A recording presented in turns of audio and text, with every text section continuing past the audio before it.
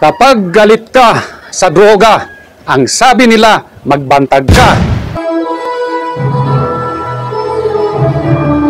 Magandang hapon, bayan. Pag-usapan lang po natin itong pagiging instant celebrity ng pamilyang Bantag. Aba naman, mga animal, marami na namang naiinggit. Ginulat ni General Bantag ang buong mundo dahil meron pala siyang anak na nag-graduate sa PNPA kamakailan. Kaya nga ho, nagkita po sila ni Pangulong Bongbong Marcos at ni Abalos na para nga pong naiihi ang mga ito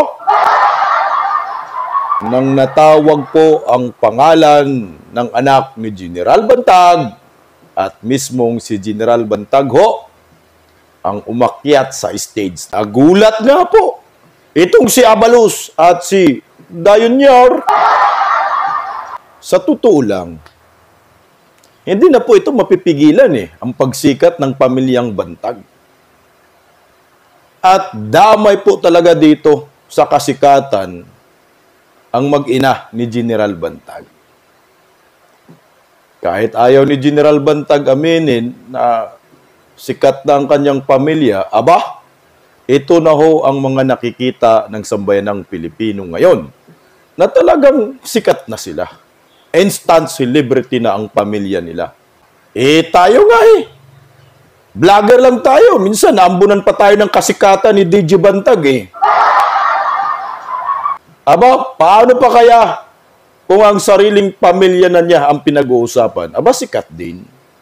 Yung mga animal nga na mga anti-Bantag vloggers mga ensaymada Ang mga bugok, sumisikat din sila Sa katira kay Bantag, naambunan din ang mga bugok. Pero anyway, i-play ko lang yung kaunting moment noong graduation ng anak ni General Bantag na na-caption po ng SME9 News. Ang napakagandang moment na emotional po ang asawa ni General Bantag at nakapanayam din ng SME9 ang anak ni Bantag na graduate na po ng PNPA. Tunghayan po natin ang kakaibang pangyayaring ito.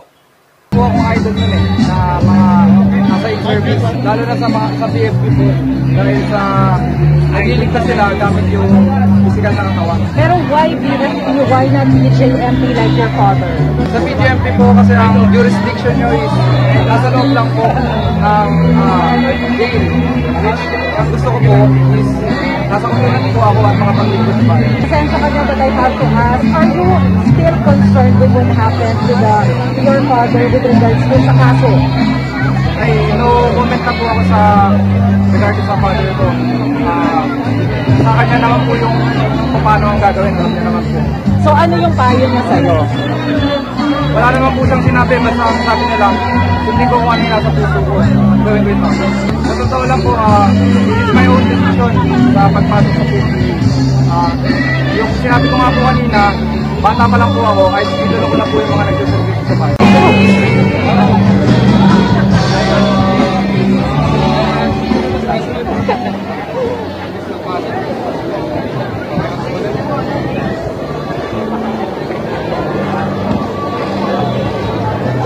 Napaka-emosyonal ng moment na yon para sa mag-ina ni General Bantag. Sino bang hindi matuwa na mayroon isang anak na graduate na ho ng PNPA? At napansin ko lang po sa anak ni General Bantag, napaka-professional ng kanyang mga sagot. At huwag na po natin pag-usapan yung mga statement ng anak ni General Bantag kasi nga hindi naman ito politiko itong pamilyang ito. Talagang naambunan lang talaga sila sa kasikatan ni General Bantag. At hindi po natin yan maitanggi. O kayo, mga lutangot sabog, inggit na naman kayo? May anak ba kayo na gusto magserbisyo sa bayan? Meron ba kayong anak na ganito rin ang direksyon sa kanyang buhay na para sa inang bayan?